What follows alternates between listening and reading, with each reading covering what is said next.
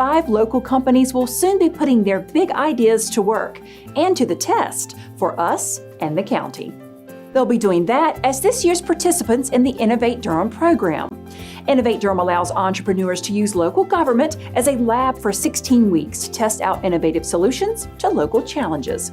As part of that process, each participating business is matched with one of our or a county department and will have access to government staff, data, and facilities. This year's participants include Zeroverse Inc., Laney Inc., Resolved Analytics, SmartBridge Inc., and Durham Success Summit. The 2022 cohort is the most diverse to date, with 60% of the companies being Black-owned. The pilot period for each business began in mid-July and will end in mid-November.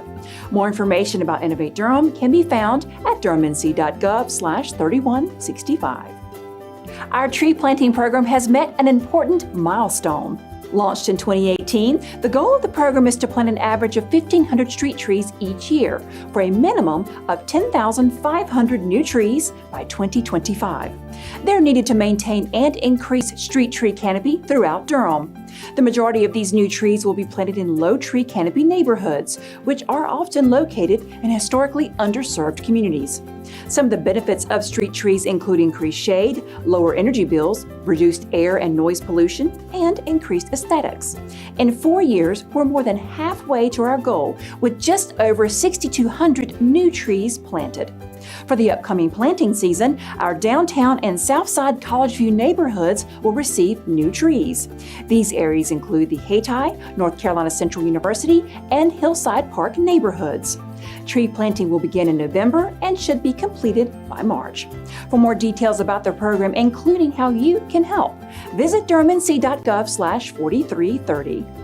A sewer replacement project that will support Third Fork Creek water quality improvements and downtown redevelopment is moving forward. During its August 15th meeting, the City Council approved spending nearly $6.8 million on the Lakewood Avenue sewer replacement project. The project will replace roughly 3,000 feet of sanitary sewer between South Roxborough and South Duke Streets. It will also install roughly 1,000 feet of water main between South Roxborough and Blackwell Streets and provide bank stabilization and enhancements for a tributary to Third Fork Creek. The project along Lakewood Avenue is needed because the existing 12-inch sanitary sewer between South Roxborough and South Duke Streets requires upsizing with 24-inch pipe to increase capacity for downtown redevelopment.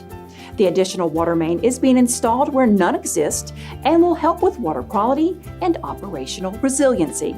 To find out more about all of our Water Management Department's current capital improvement program projects, visit durhamnc.gov/971.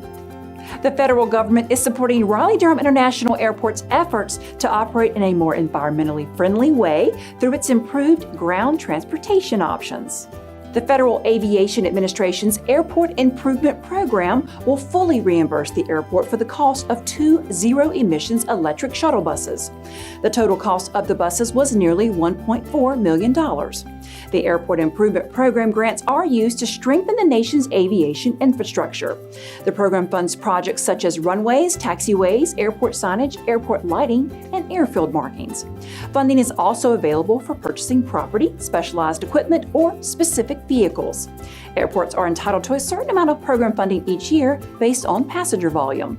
If the airport's capital project needs exceed its available entitlement funds, the FAA can supplement their entitlements with discretionary funding. This grant is comprised entirely of discretionary funds. To learn more about other current and upcoming improvements at RDU, visit rdu.com/vision 2040. We and the county are expanding our supportive services and emergency housing options for individuals and families experiencing homelessness. We'll be doing this in several ways through the use of dedicated housing funds. First, in light of COVID recommendations for continued physical distancing for our neighbors who are experiencing homelessness, we'll be paying nearly $555,000 to Urban Ministries of Durham. With these funds, that organization will provide supportive services to the people staying in county-funded emergency shelter sites, such as hotel rooms. We are also paying families moving forward approximately $84,000 to provide rapid rehousing assistance to households trying to get into permanent housing as quickly as possible. And finally, Housing for New Hope will receive approximately $233,000 for the same purpose. More information about our efforts to support those experiencing homelessness can be found at durhamcoc.org.